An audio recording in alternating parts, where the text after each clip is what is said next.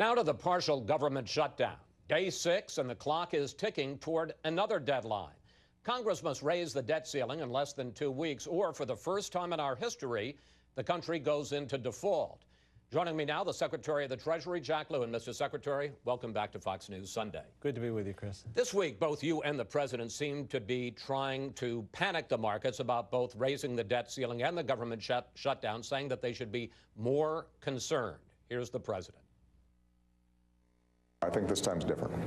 I think they should be concerned. When you have a situation in which a faction is willing, potentially, to default on U.S. government obligations, then we are in trouble. But so far, the markets are shrugging it off. The Dow Jones dropped just 1.2% this week. NASDAQ was actually up more than half a point. Aren't your efforts failing to try to use the markets to put pressure on Republicans to cave? You know, Chris, it's my job to try to make sure we strengthen the economy, and I spend every day trying to do that. That's why it's so important for Congress to act, to open up the government, to make sure we can pay our bills.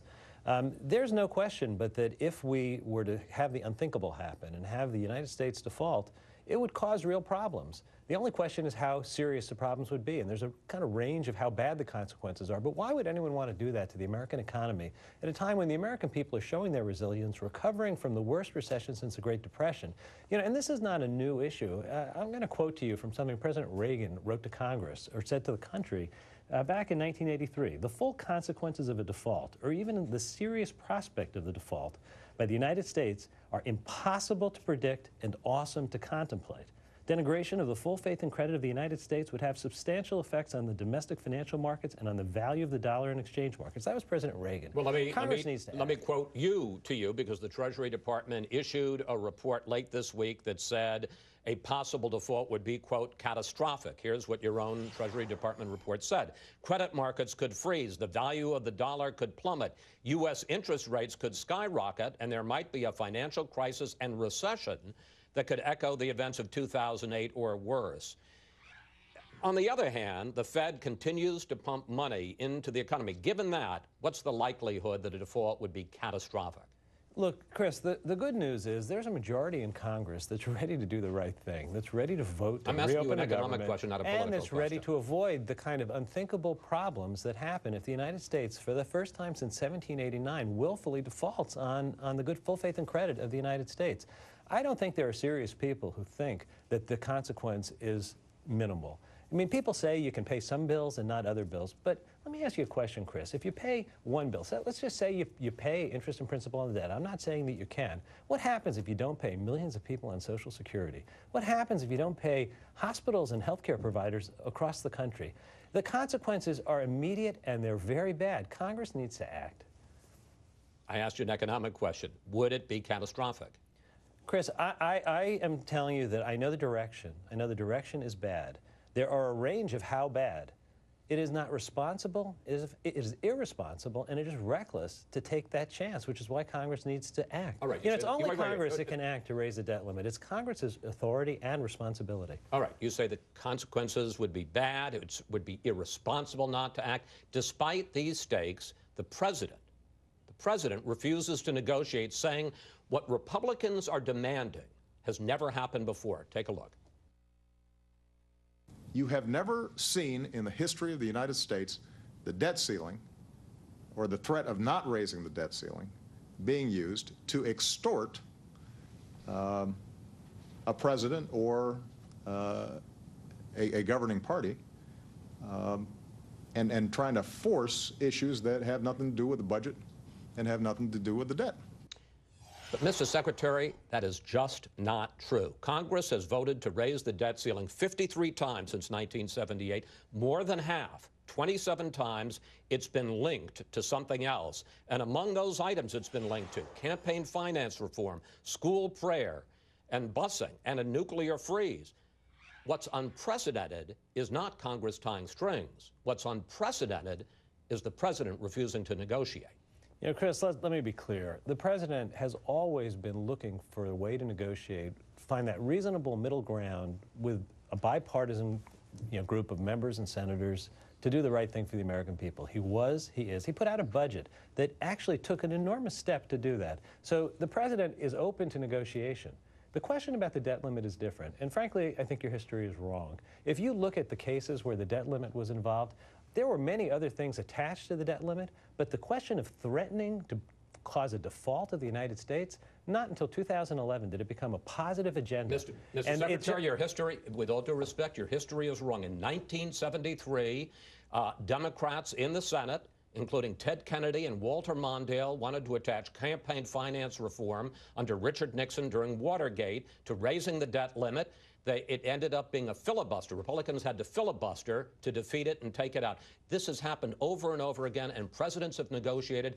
And this president, what's unprecedented is, he's refusing to negotiate. You know, Chris, I lived through the budget debates of the 1980s, the 1990s, the early 2000s. I know that there were many occasions when the debt limit was tacked on to other things. I actually remember when the debt limit was used as a deadline, an action-forcing event. It was different in 2011. In 2011, you had 50 to 100 members of the House who said if we don't get our way, we would rather see the default of the United States, and that was different. It was different. And I think what the president is saying is Congress has to do its job. It has to open the government. It has to make it so we can pay our bills. But you're moving and the then goal we line. need to John sit Boehner down says and he we need to doesn't want to negotiate. default, sir. So why not sit down with them and Yeah. talk? You're the one who's saying that they're ready to take the economy down. They say they don't want to take the economy down. You agree. In 1997, you were deputy director of OMB when the debt limit was tied to measures to balance the budget. If it was good enough for Bill Clinton to sit down and negotiate with the House Speaker, why isn't it good enough for Barack Obama? Chris, in 1997, I sat through every meeting in the balanced budget negotiations. No one once raised the issue of threatening default. Neither is John Boehner. Now, John Boehner, I know John Boehner. We have a good relationship. I've talked to John Boehner. I know he doesn't want to default. He also didn't want to shut the government down. And here we are with a government shutdown. There's a majority in Congress that would vote to do the right thing. A majority needs to be given the chance to work its will. All right.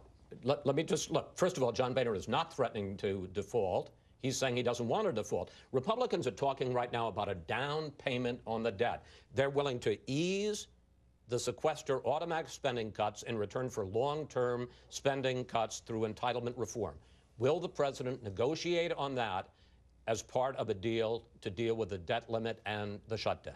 Chris, we need to separate the issues. Why? Congress Why? needs It to hasn't open been the government. separated for Congress needs years. to open the government. We're now going into the second week of a government shutdown. It's causing real damage to the American people. Every day, people who thought it was okay to shut the government down, every day they're discovering why it's a problem. You can't fix this by discovering a problem here and there. Congress needs to do its job. So you're saying the president would refuse to negotiate over a debt solution? Chris, it's solely Congress's job to pass a budget. They have to pass a budget. I just want to ask a question. Are you saying the president is refusing to negotiate, sir? Bills. I'm saying the president wants to negotiate. He wants to negotiate in good faith. Negotiate on the debt limit. And Chris, Congress needs to do its job, and we then need to negotiate. The president has taken many steps over the last several years to show his willingness to negotiate. He's done it with Democrats saying he's too eager to negotiate. Now, Republicans have not come forward and made comparable movement. If we were in a place a year ago or 2 years ago where everything was on the table, where entitlement reform and tax reform were equally on the table as part of a solution, we wouldn't be where we are now. We came forward. We were willing to do entitlement reform. Well, the Republicans need to come forward as well. Since you say that the possible results could be so, in the words of your report, catastrophic, will the president accept a short-term extension to fund the government and raise the debt limit so you can have talks about the debt? Well, Congress will have to make a decision what they do. I can tell you that the American economy would be well served by getting some stability and some certainty. These manufactured crises and this brinksmanship over and over again is bad for the economy. It's hurt. You know, we're the world leader. We are the strongest, deepest economy in the world. Our currency is the world's reserve currency. Since 1789, people have depended on the United States for that kind of stability. Congress should act now. I think they should act to take this burden off of the economy. It's a self-inflicted wound, but we'll have to see what Congress does. I just want to say, I take away from this conversation that even though Republicans are willing to talk about a debt deal or a short-term extension, it's the president who is digging his feet into the ground and saying no negotiations. Chris, that is not what I said. What I said is Congress. What are you saying? It sounds like you want unconditional surrender and nothing else, sir. Congress needs to do its job. You know, we've just spent the last several months with Congress creating this ridiculous choice where either you repeal the Affordable Care Act or you shut down the government or default on the United States. That is not the way we should do business. They need to do their job. They need to open the government. They need to fund our ability to pay our bills. These are old bills, Chris. These aren't new bills. I understand that, sir. And then we are open to negotiation. The president has been, is, and will always be open to reasonable discussions. I want to ask you about Obamacare. You brought it up. That's what a lot of this is about. The public exchanges in Obamacare opened this week, and I think it's fair to say that the government website was a mess. In fact, and you can look at it right here, the page to sign up to enroll for Obamacare has been taken down for repairs during off-peak hours this weekend. Question, sir, you have had 3 years to prepare for this week. If I already had doubts, somebody already had doubts about the government's ability to oversee a sixth of the economy, shouldn't this just add to my doubts? You know, Chris, I actually think that is not what's happened this week. What happened this week is we saw 7 million people rush to go onto the webpage to find out what are their choices in this new marketplace to buy affordable health care. How many actually signed up, sir? You know, they have 6 months to sign up. This is a big decision. We never expect. How many signed up? I don't have the exact number, but the question isn't Do you how have many. any number? Because the government has refused to tell us how many. It's the wrong question. No, it isn't. In the end, looking, the right question. I can look, and I may have no interest, and in fact, I'm not going to need Obamacare. We know, the question is, Chris, how many people have actually signed up? We know that people take time to make important decisions like this. They go on, they compare their options. The fact that so many millions of people rush to get information is a very good sign. And your question about the website, I don't know about you, but you know, I sign on and I get updates on my software, and I often get corrections that I have to re-update my software from major companies. It is not unique that when you have a very large new software program come out, that people work to clean it up. I usually wait till it's 0.3 or 0.4 before I sign up. So many millions of people rush to get in because that shows how much interest there is in getting I'm going to ask it one last time, because, forgive me, sir, you haven't answered it. Do you not know how many people have signed up, which would seem to indicate another major software glitch, or is it that the number is embarrassingly small? Chris, our metric for this week was, could people get online, get the information they need to make an informed decision? They have been getting that information. We are confident that they're going to make the decision as we expect. They have 6 months to make the decision. So you don't, do you not know, or is it that the number is small? Well, it's obviously not my primary area of responsibility, so my knowing or not knowing is not going to be indicative. Nobody in the government is told. The important issue here is that millions of Americans want to get affordable health care. They came online, they're getting the information, and you know what they're learning? They're learning they can get affordable health care. They can save money. They can avoid having a situation where they have pre-existing conditions but no health care, where they have children who have no health care. This is a very important development. They just can't sign up for it at this point. Well, I think they are going to be signing up. They have 6 months to sign up. Technically, they can't. Secretary Lew, thank you. Thanks for coming in today. We'll stay on top of all this, the shutdown, the default, and the problems with Obamacare. Thank you very much, sir. Great to be with you, Chris.